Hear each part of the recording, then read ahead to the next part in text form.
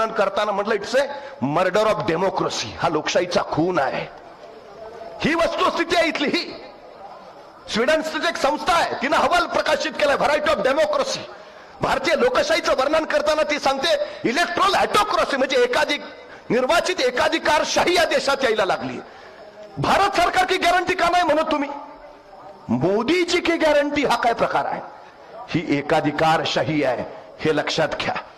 सगळ्यात महत्वाचं, अनेकांनी बलिदान देऊन हे स्वातंत्र्य मिळवलंय, आम्हाला मतदान करून हे स्वातंत्र्य टिकवायचं आहे.